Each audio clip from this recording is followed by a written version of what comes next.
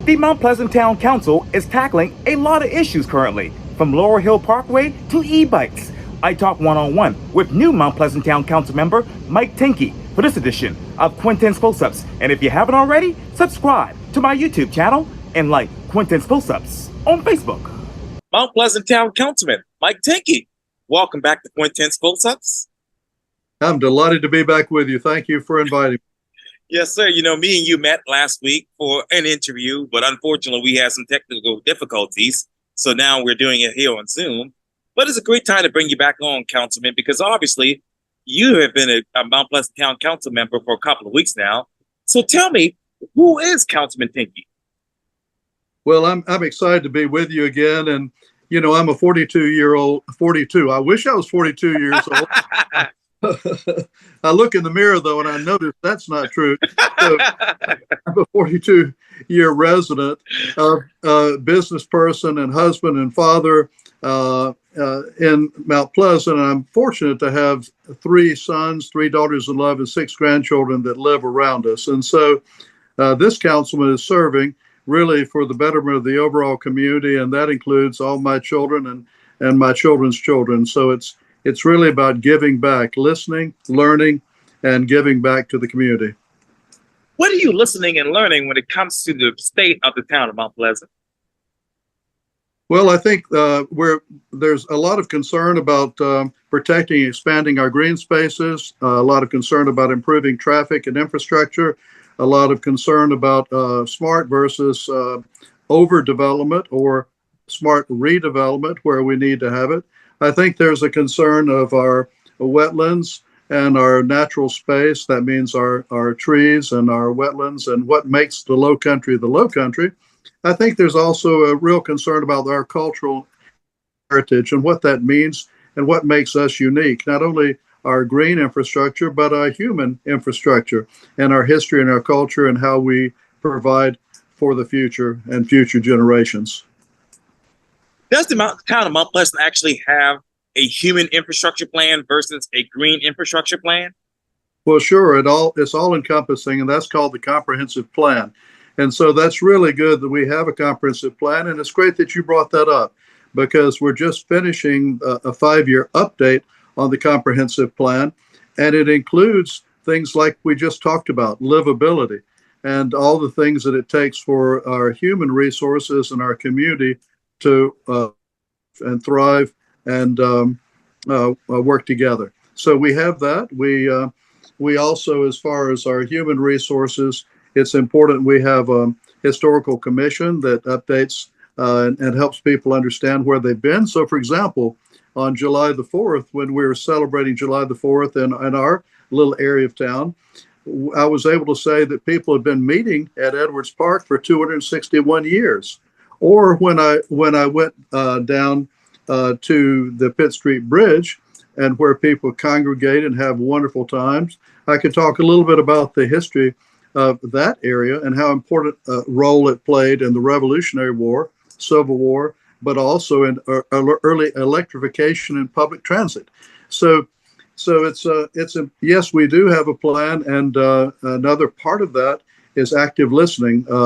It's always a challenge as I've gotten involved here to engage and get folks involved in their own government because they're so busy in their everyday lives. So it's incumbent upon the town of which I'm now a part for just a little over 100 days to set up mechanisms to listen and learn and gather public information. And they call that Public Input Matters.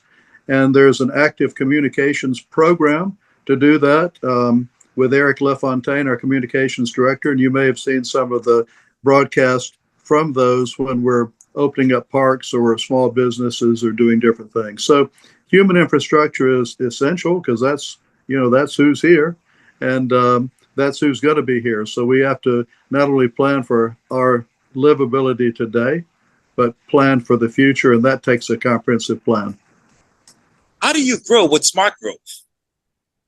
That's a great question. I was very involved in a group called Reality Check 2.0, and that Reality Check 2.0 was a collaborative planning for future growth. How do we plan for it? We work together in our local communities, neighborhood by neighborhood, neighbor by neighbor, but we also do it across the Tri-County area.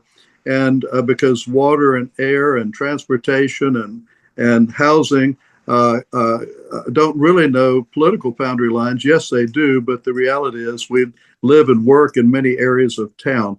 And so the collaborative effort is important. For example, Thursday, I'll be going to a municipal association meeting, finding out best practices from other towns and making sure that we work together for the betterment of all. We're also just have a new tree task force, which is a community forest master plan, really. And that's an interesting one. I love this. I love pictures here. So, it's just a small little community forest master plan, but it's now part of the comprehensive plan going forward. So I think the question of how we can plan for the future means we have to collaborate on the issues in many different ways. And it's not only our own town, but it's the county that we're in and the communities around us and the state and national as that affects the funding for our programs. So I want to get back to that in just a second. But what is the reality check in Mount Pleasant when it comes to green space? Well, that is great. Well, we're pretty well built out. And so now the green space is really interesting. Our community came together relatively late from 5 different villages that became Mount Pleasant. Prior to that, you had only a few thousand people that lived here, and it was a large agricultural area with plantations and forested areas. Some of those then became settlement communities. Those settlement communities, which are precious to us, whether the Scanlonvilles, I'm not going to leave one out. Hopefully I won't leave one out. But anyhow, whether it's Scanlonville or Hamlin or 10 Mile or 4 Mile or 6 Mile or all the different ones are really the most forested areas in our town, which is unusual because a lot of times that would not be the case. But because of the conditions with which settlement communities were formed and exist today, they were similar to Charleston. After the war, the Civil War, Charleston was impoverished really right up until after World War II, and one could argue up until the 70s or 80s, and then it flourished. But it protected a lot of our architecture and our culture because of the way that happened. Similarly, settlement communities have been buffeted by all manner of challenges. But part of that allowed them to maintain the green space. And when I was in 10 Mile at Seafood Lane on Saturday at a meeting where they were talking about the importance of protecting the green space, it couldn't have been clearer that what they have, they want to jealously and correctly preserve as much of it. So the town is looking at areas as part of the Greenbelt Fund. Christiane Farrell, who's our deputy administrator, is on the Greenbelt Fund. We've been aggressively getting Greenbelt funds for connectivity through Mount Pleasant Way. The town and Mount Pleasant Waterworks are in a lawsuit and discussions about acquiring green space north of Rivertown and Park West. And we're constantly looking at how we can, through zoning, manage the town so we can redevelop areas along major arteries so we don't necessarily build more roads or widen more roads, but we maintain the space by building and redeveloping along some of our existing hubs. It also means if we can get more people to live, work, and play in town instead of having to come from off, or vice versa, so there's a good environment for employment here as well as housing, then that also helps you maintain green space. So it's a multifaceted approach, and it's one that the town is and the town council members and our mayor are working with the county as well as other areas on. For example, we have a moratorium in place that we just put through, and that moratorium is on the acceptance and processing of major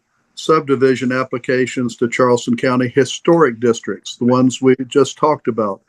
And so that moratorium matches their moratorium and allows us to, as I mentioned at the beginning, listen and learn to what the community wants, the majority of the community needs. There will always be divergent voices, but it was pretty clear there was a lot of solidarity from the settlement community on that. So it's important to take a step back, and it doesn't mean we won't do the subdivisions, but it just means we need to understand, along with our county that we're in, how they're going about it. Does the community agree with these plans from the county and the town? Well, what this moratorium does is we need to step back, and on anything that's 4 houses, you call it residential 4 houses per acre. Right. And most of that area, that area is divided between rural, which is 1 house per 3 acres, rural for 3 houses per acre, rural, and some commercial areas. And so it just says, and it's not the character of the settlement communities to have subdivisions in them. It's not that some of them haven't become subdivisions, they have, but they said, let's take a pause and look at that and see what the community as a whole wants. That's not so different. In fact, it's very similar to what years ago happened in the old village of Mount Pleasant, when the citizens there said, we don't necessarily want a homeowner association or property owner association, but we want some protections and guidelines to keep the character of the historic area that was on the National Historic Trust. And the Phillips community is now in the National Historic Trust. So it's saying, let's look at those things that are unique to us. Let's take the time to deliberate. And at the end of that, that's just through July 2026. And so it gives us time to really take a pause and step back and look at it. I hope that helps. Why not put it in a 60-day pause instead of just kicking it back to committee? Well, no, you're talking, I think we're talking about 2 different things. 10 mile, the 10 mile, we deferred that discussion, that particular that was on the agenda this last time. We deferred that commission because there was a specific request, if you're asking the question, to bring about 10 or 11 acres into annex that to the town. And we said, because that's in a settlement community, it's on the west side of the highway of 17 by Tupelo, we will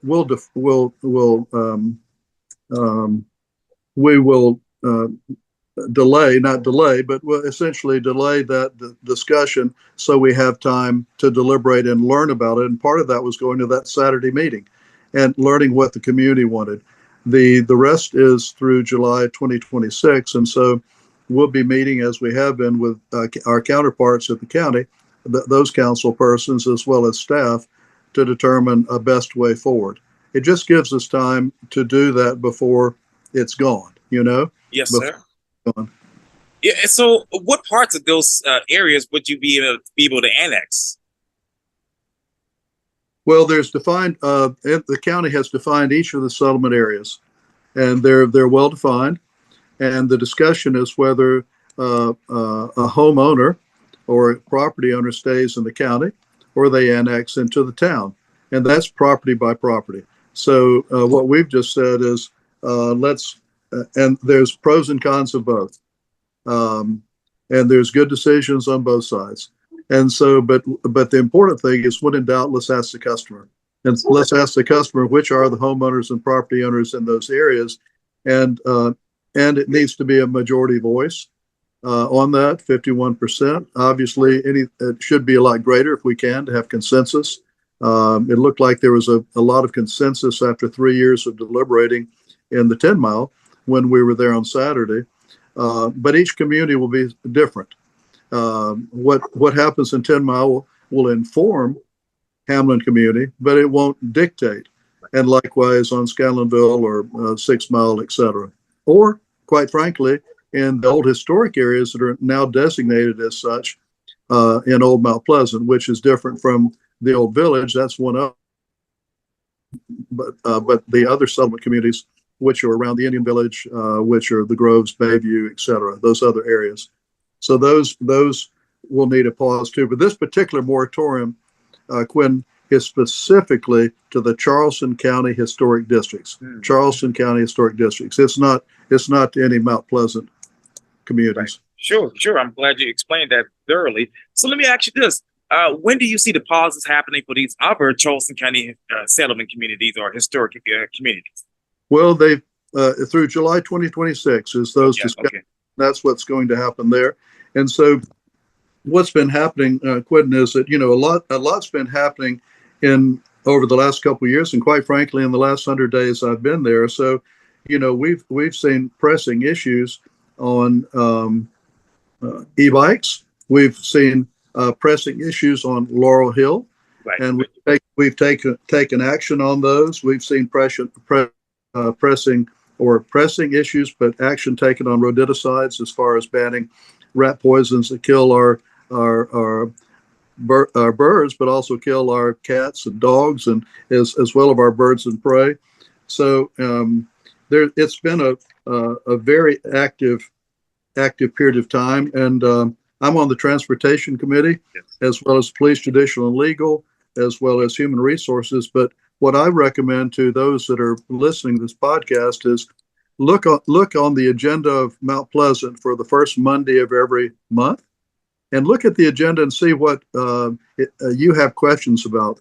Then give me a call if you have questions about it. Hopefully you'll give my number out, but my cell number is 843-709-4220. That's 843-4220. And my email is mtinkey@tompsc.com. And I'll be happy to listen and learn. I've had a wonderful interaction with neighbors coming to me, taking pictures about the e-bike issues, for example. And so we've taken action on that. And we've done the same thing with the rodenticides and others. So this comes from hearing and listening and learning, and people coming to these meetings, taking the time to share their concerns. Many are that has to do with safety as well, the transportation issues. So I didn't mean to divert. Oh, no worries. from your line of inquiry, because if you have more questions on that, please let me know. Well, let me just jump right into it, because this is coming from WCBD. Mount Pleasant split on Highway 41 expansions proposed Laurel Hill Parkway.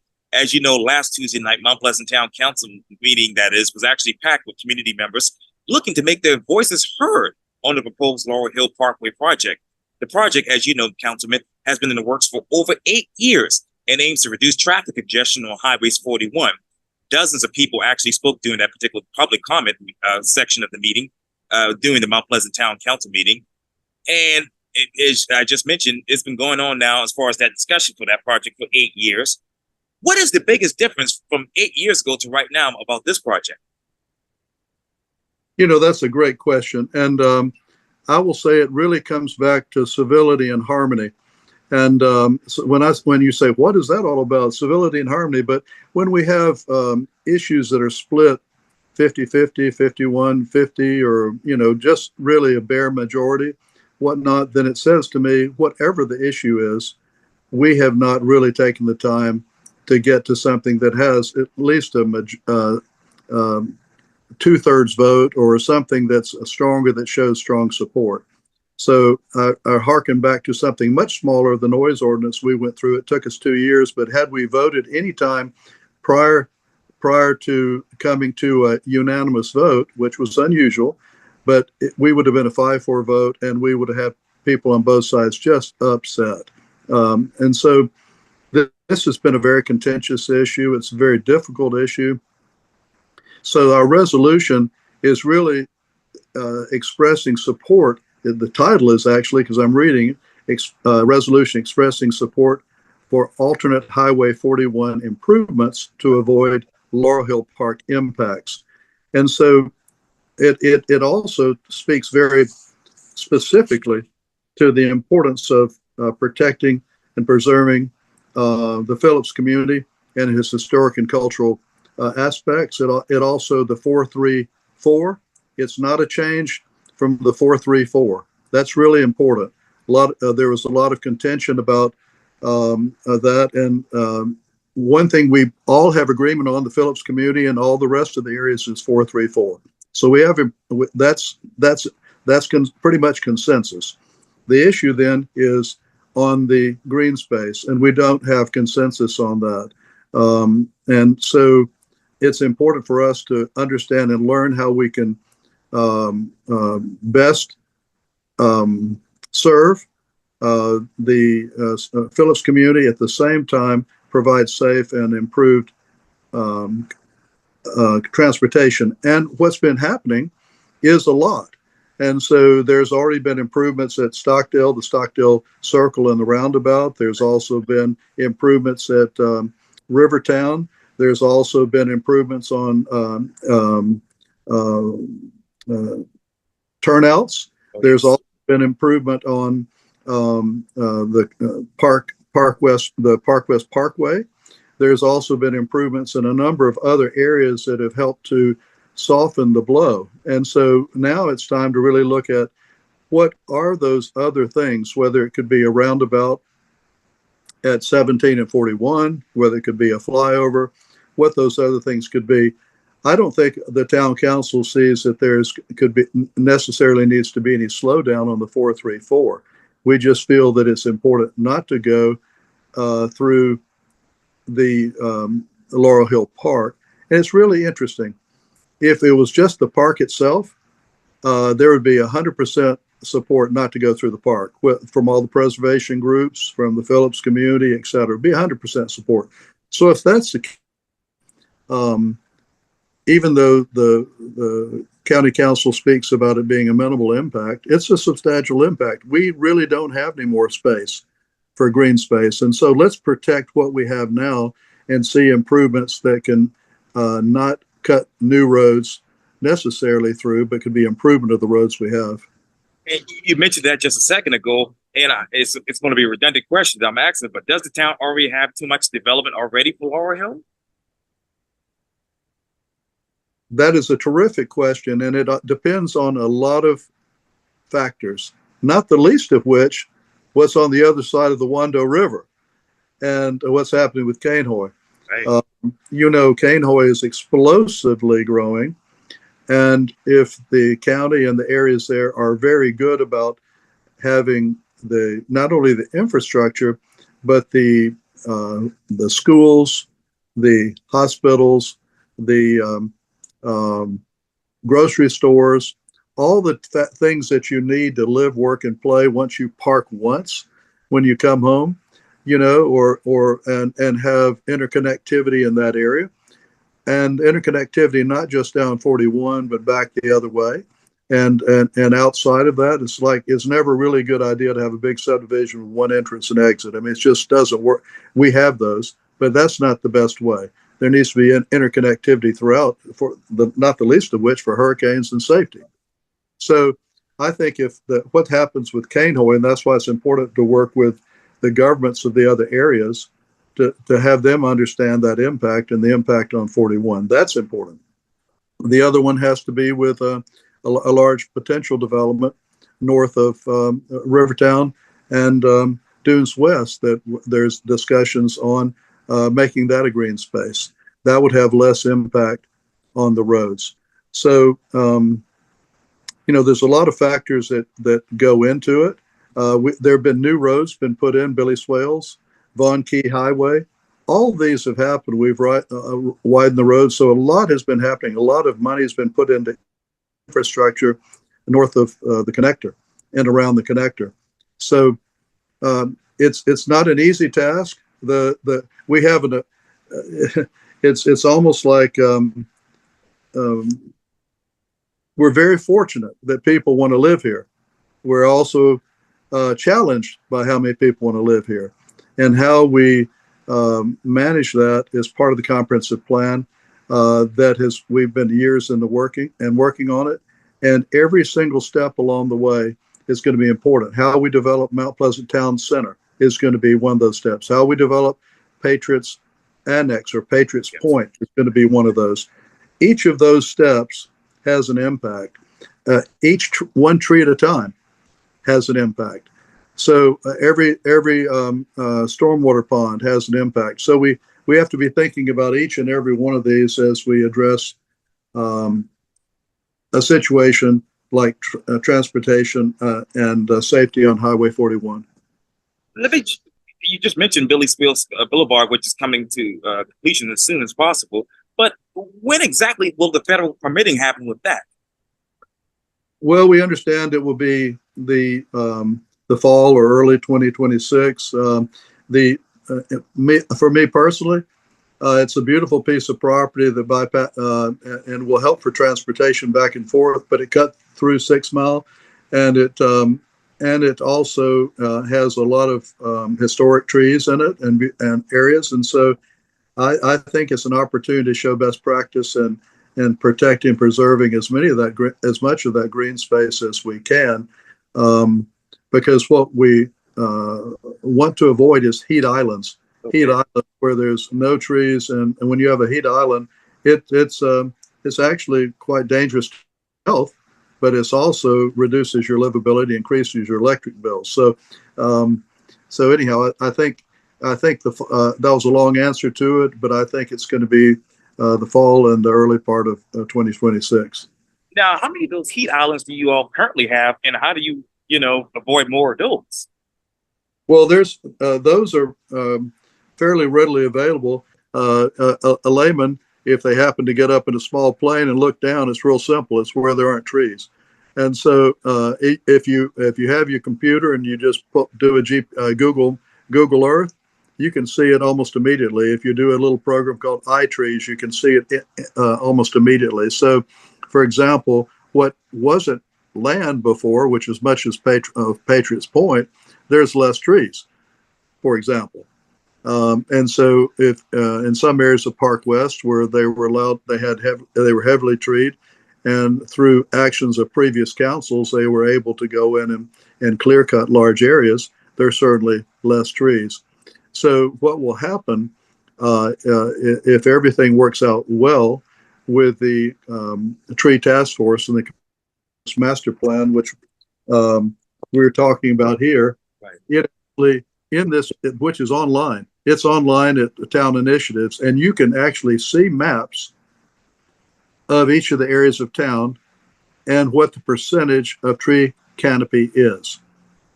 Now, that was done in 2017, so we have to update that because, for example, a lot of that showed the trees in Park West. It won't be there today in those areas. So we'll update that, and then we'll find out where the most opportunities are to have the right tree at the right place to avoid those heat islands and the negative effects that come with them.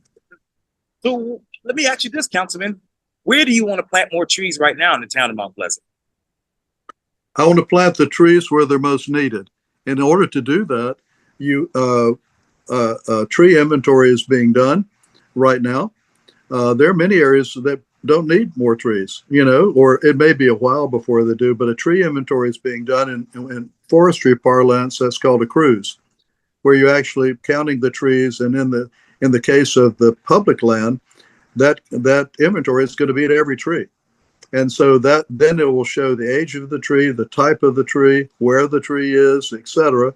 In Paris, for example, they know where all 55,000 trees are, and they're planting tens of thousands more, and they have QR codes on them, so they know where they are in the public space. Right. In the private space, a lot of it is gleaned by satellite or by participation of Seaside or the HOAs and POAs, because they can use the same tools to determine what their tree canopy percentage is and what the types of trees are. So then what you'll want to do is come up with a master plan. So I'm in the business of forest land, yes. And that's my plan. Right. So it's we will have a plan that shows the right tree at the right place on public land. It'll need to be diverse, native, if at all possible, and it's not only the tree canopy because it's community forest. It'll need to be the sub canopy of the shrubs and down to the native plants, and especially the stormwater resilient plants that go in there. On private land, which are HOAs and POAs, they have their public spaces, and they'll determine what their own. That's 50% of the town, probably. And on private land, there'll be a case by case basis. Many have easements in front that are not town easements, but they're state easements. So they'll have to look at that, and all that will have to be factored in. It'll be easier in the public land that has town ownership to do something with it. But we will work in conjunction with the county on this program, on their plans. And again, you have to have a master plan. If you don't know what you have, you can't measure you can't measure what any improvements are in your planning. It's just like a bank account.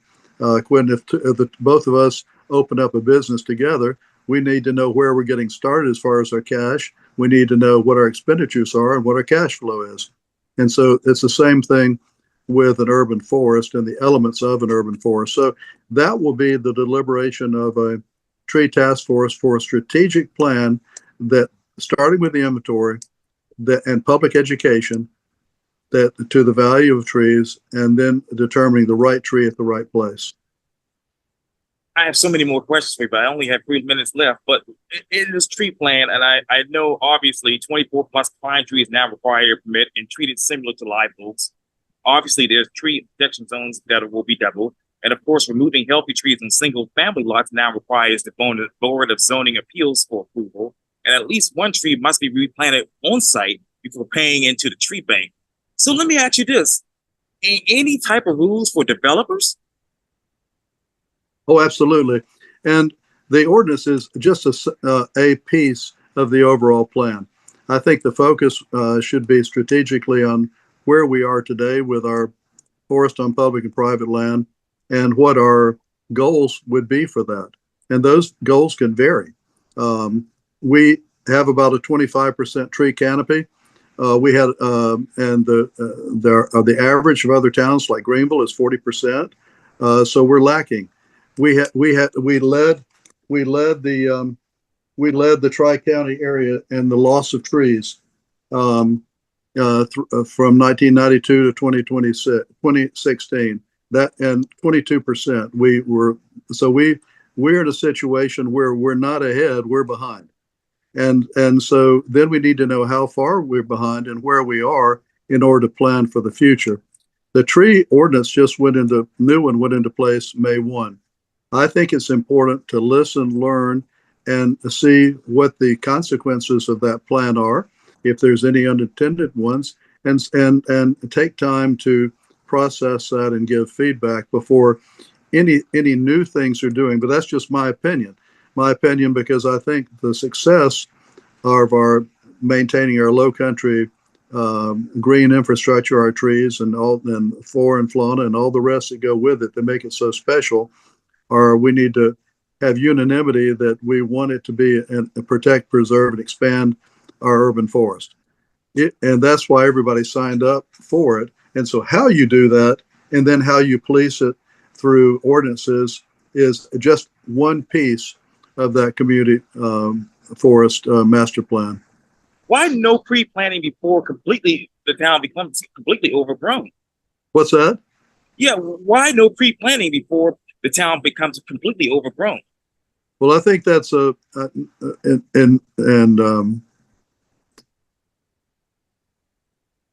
I'm going to say this in a nice way.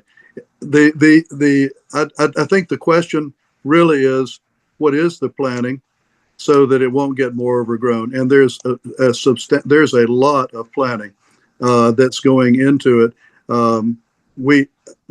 There's a universal feeling that we need to protect our green space and we need to rein in development. I think that's why I got elected. And so there's a real concern about it. Absolutely big concern about it. And I share that, and I work at it every day. But the comprehensive plan has just been being updated. We'll have final passage probably the next meeting, has taken that into account. And so I think a lot of what we're dealing with, like Carolina Park, Park West, et cetera, is things that happened more than 10 years ago. that we're still dealing with because they were permitted at that time. So since 2017, the town has really reduced heights. It's increased of green space. It's working very, very hard to improve it.